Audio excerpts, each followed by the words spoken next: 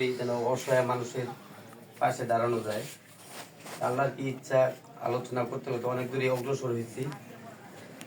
যে আমাদের আজকে যারা উপদেষ্টা এখানে আছেন অবশ্যই আমাদেরকে একটা নির্দেশিকা দিবেন যে এটাকে আরো কিভাবে সামনে আগানো যায়।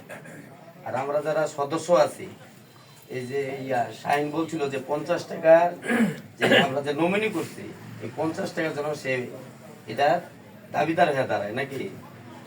আমরা যখন সদস্য করছি এটা বলছি যে এই টাকাটা অফেরতযোগ্য, আমরা যেটা দিব কিন্তু এটার কোনো ফেরত পাবো না। এই টাকাটা অসহায় লোকের পিছনে ব্যয় করা হবে। এই বিষয়ে যদি আপনাদের কারো কিছু বলার থাকে তাইলে বলতে পারেন। আমরা যখন সদস্য করছি সবাইকে বলছি যে 50 টাকা অফেরতযোগ্য, কিন্তু আমরা নিব কিন্তু এটাতে কেউ পাবো না বা দিব, মানে আমরা কাউকে ফেরত দিব না। এই বলে আমার বক্তব্য শেষ করছি। বাকি উপদেষ্টা যারা আছেন ওনারা এই দিক নির্দেশনা দিবেন। আসসালামু আলাইকুম।